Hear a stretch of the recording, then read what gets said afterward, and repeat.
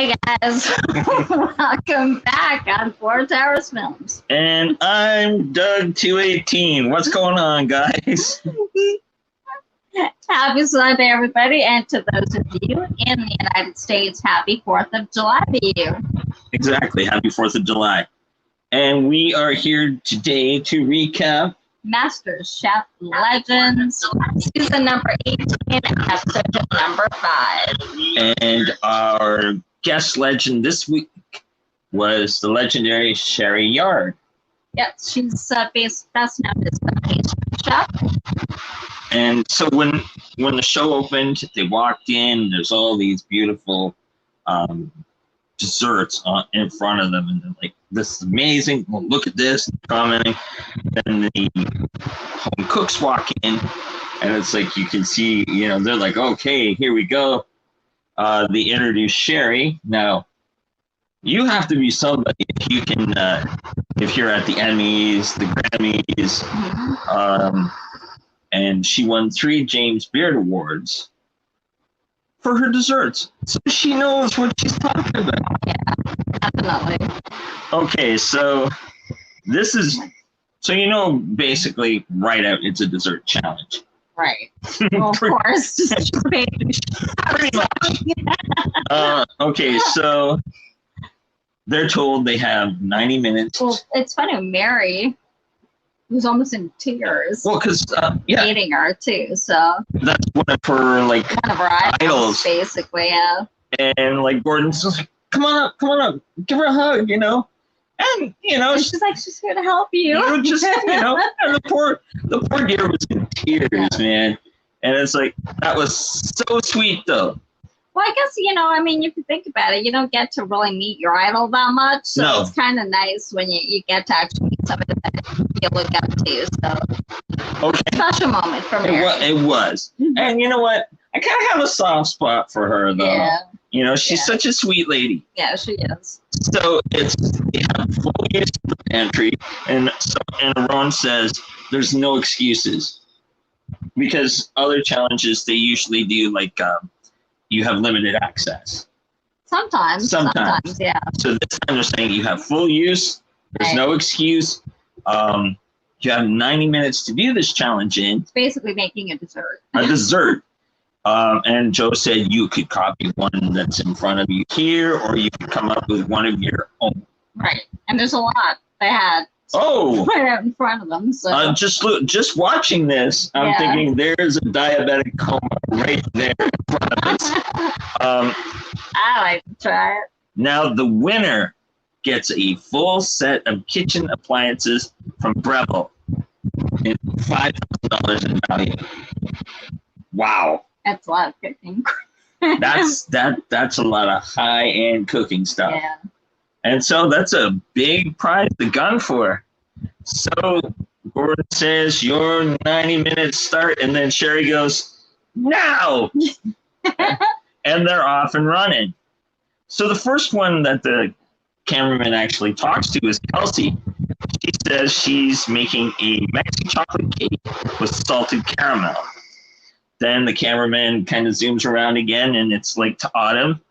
She's making a Meyer lemon tart with blueberry compote and with pistachio tuile and with whipped cream. Like she said, my dad, I'm Italian. We eat a lot of pistachios, a lot of whipped cream.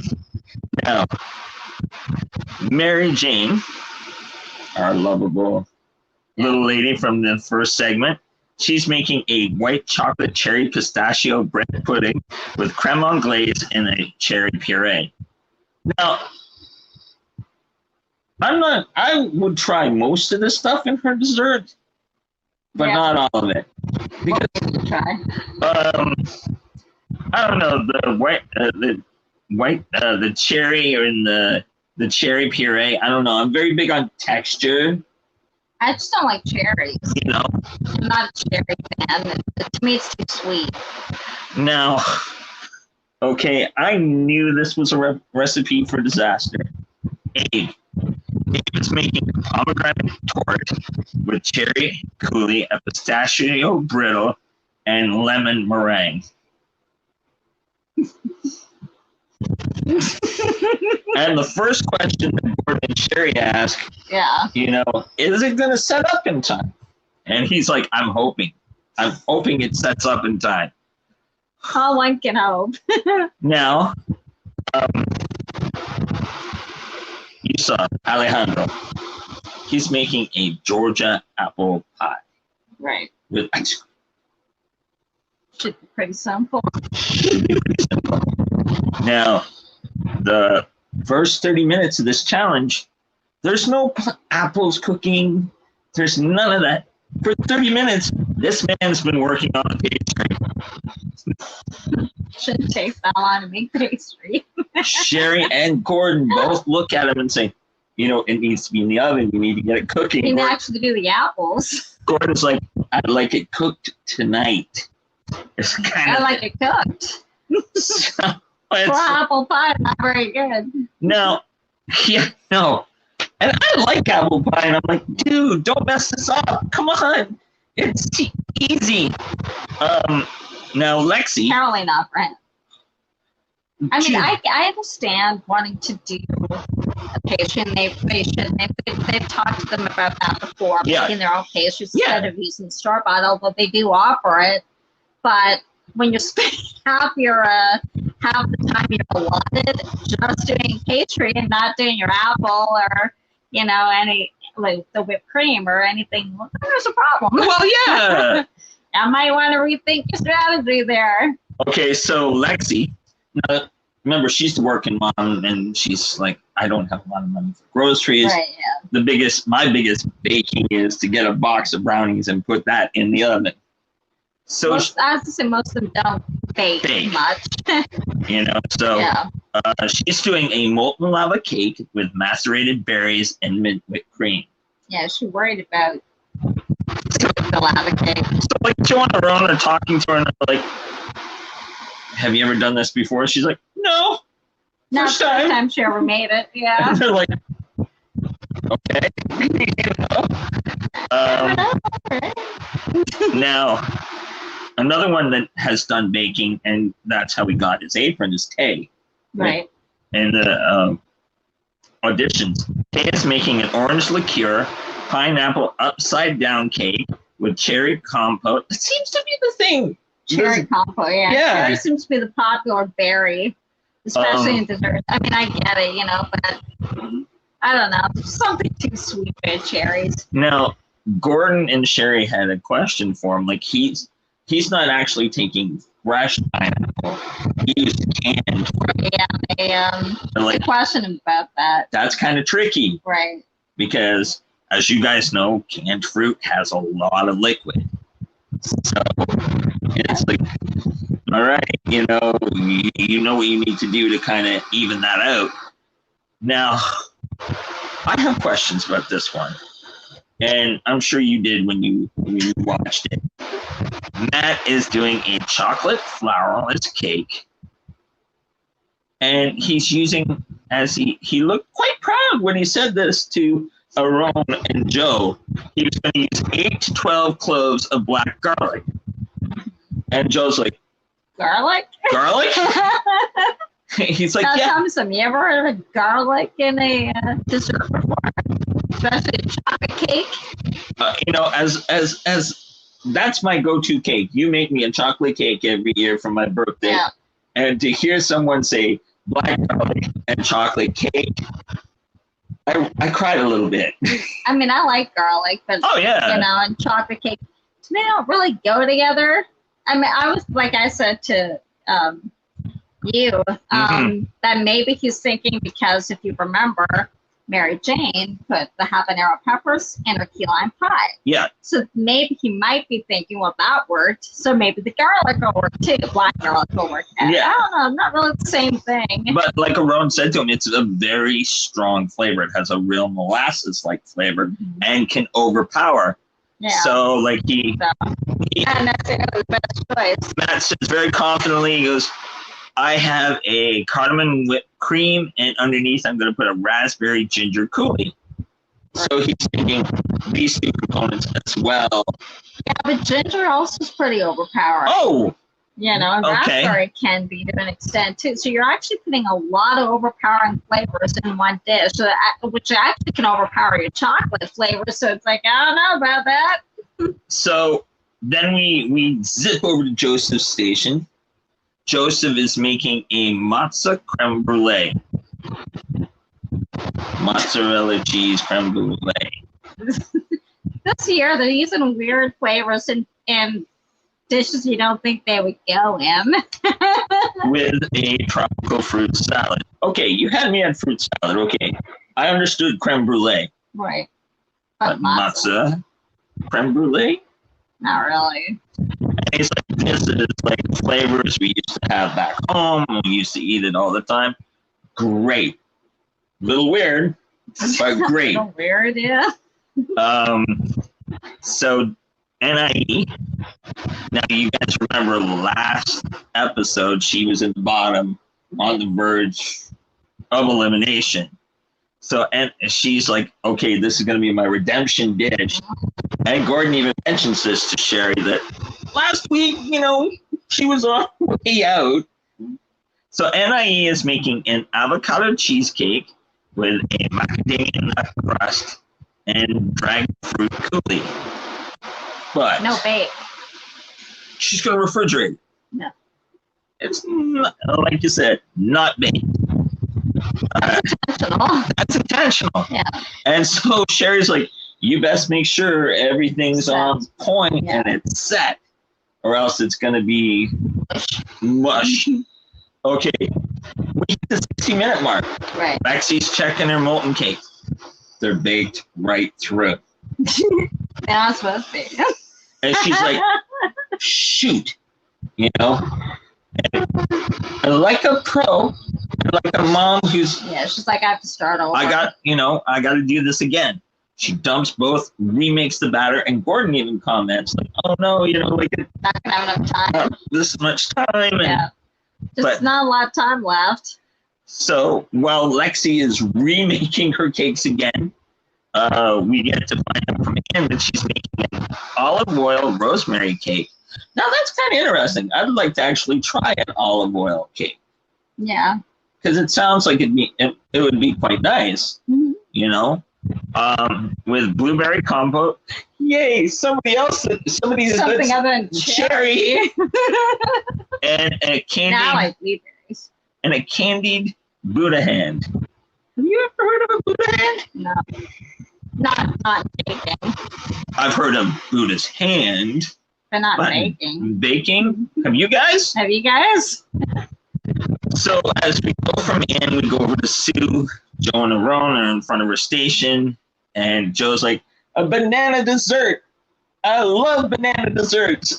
And so Sue's making a berry Formosa traditional cake with caramelized bananas, and which she will flambe and rum. But you find out she's only flambéed once. Before. Yeah. And Aaron says, let's flambe now. While they were there. While they were there.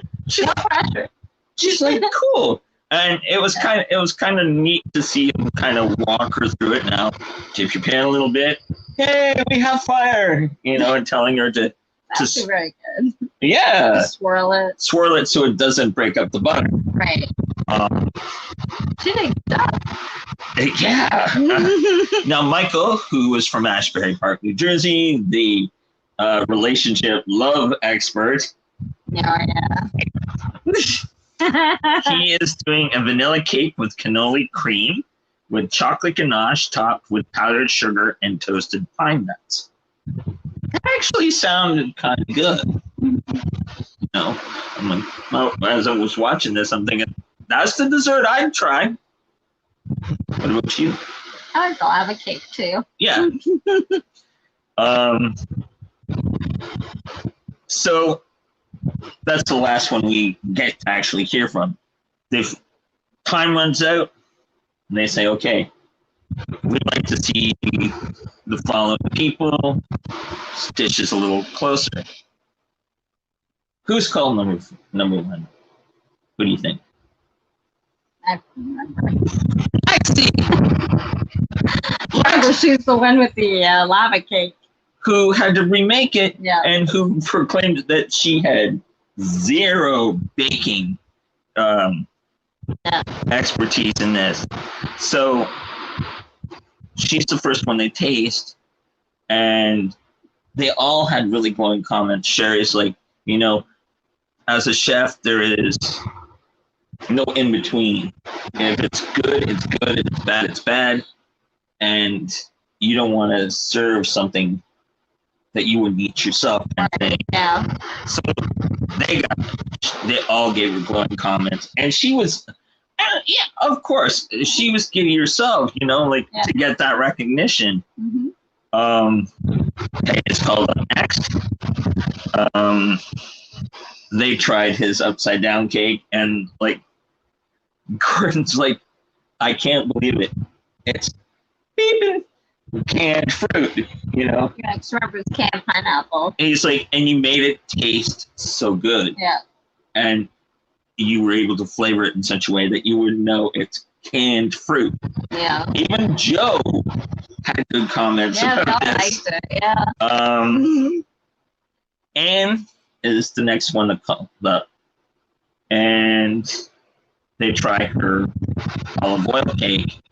And like Joe says, you know, I've got 20 different restaurants around the country.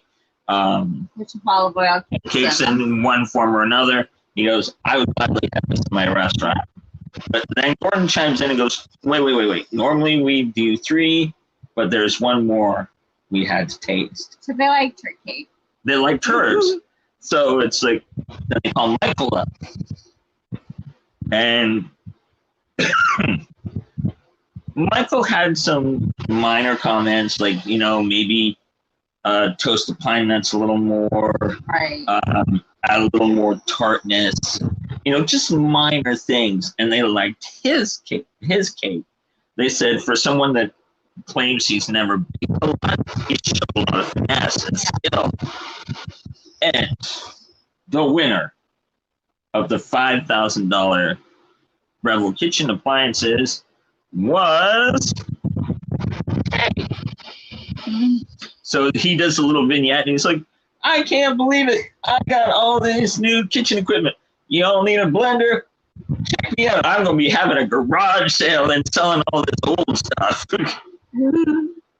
So now it's the bottom 3. Right. Abe is the first one called up. The only good comment any of them had to really say, pastry was good. And Gordon's like, well, let me show you something. He cuts into it, and the curd in the middle is not set. Well, he thought that himself. Even he was worried about that when they were cooking, that it wasn't setting up. And he hoped that in the time that he finished it, when they presented it, would have time to set up, but it didn't. It still was very runny. They liked the flavors of it, just wasn't set up. Then it's like you couldn't sell. They said you couldn't sell that. So he's, you know, he kind of feels.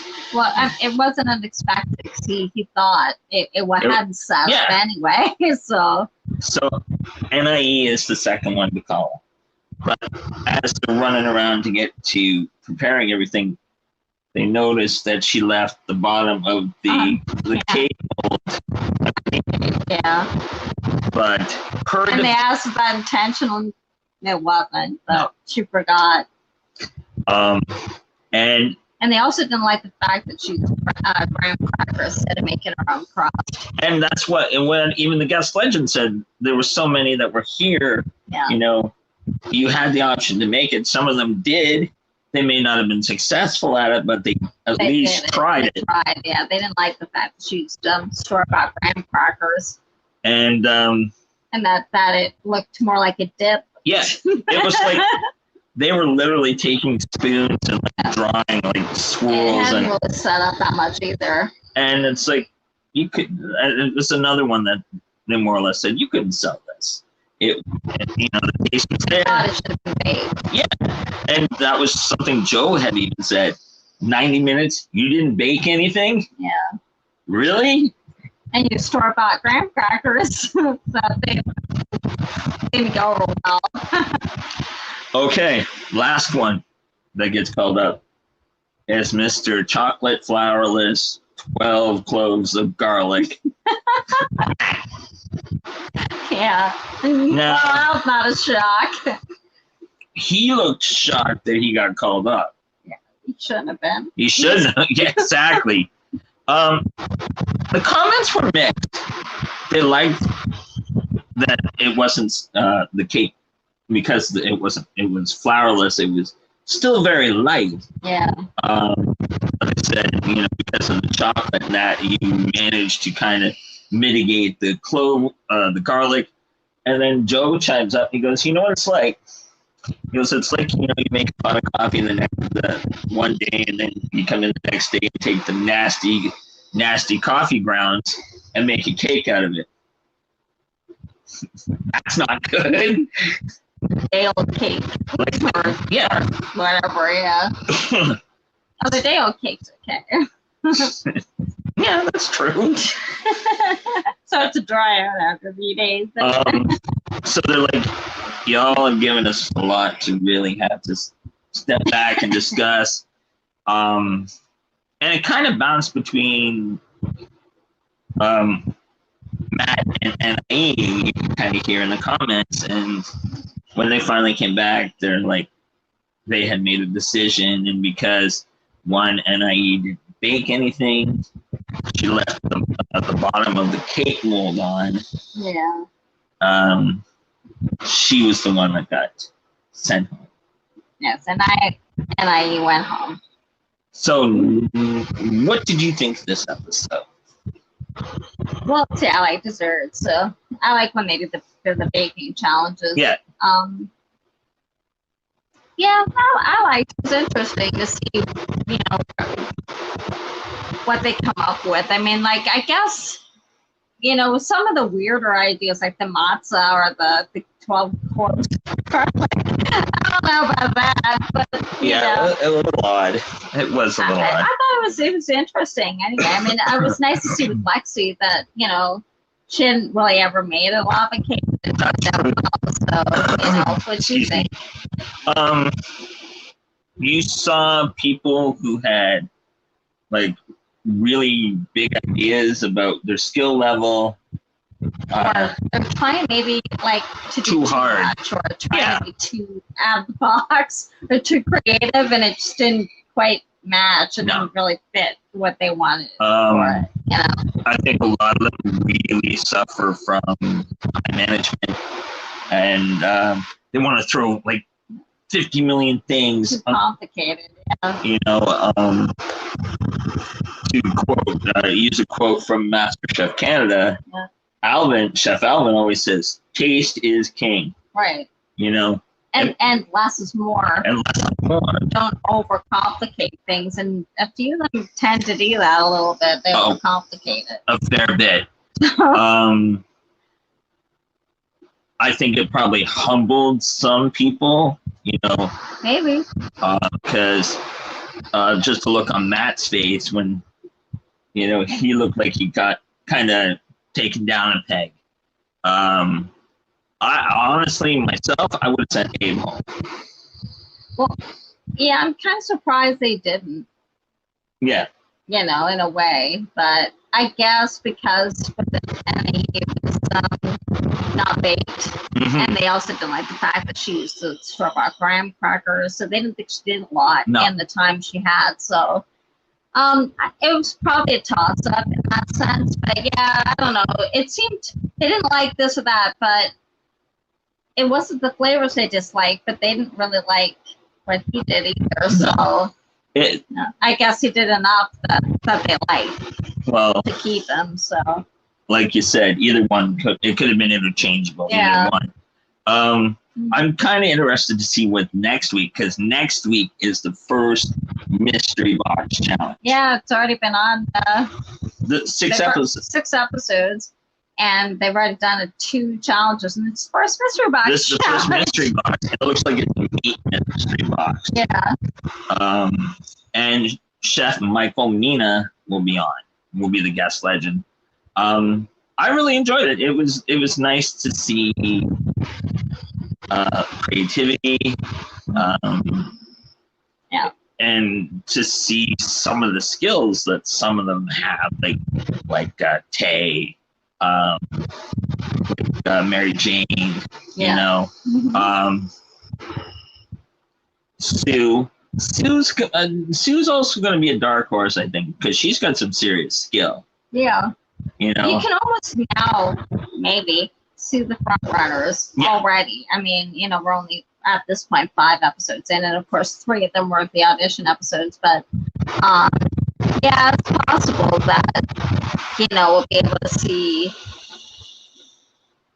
like the front runners kind of now. I mean, yeah, we have seen that before, and then something goes disastrously wrong.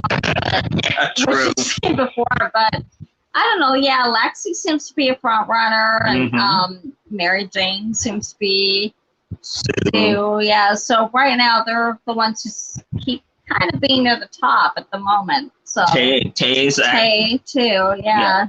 So it'll be interesting to see how the dynamic will change as we go episode to episode. And it will, because really we're starting like this will be the second actual competition, and then the first mystery box challenge next week. So it'll be interesting to see how it goes. Yeah. And remember, they haven't even done the team challenge yet, so they haven't even done the team challenge yet. So they will this year. We don't know. They may not. No, that's true. They might switch things up.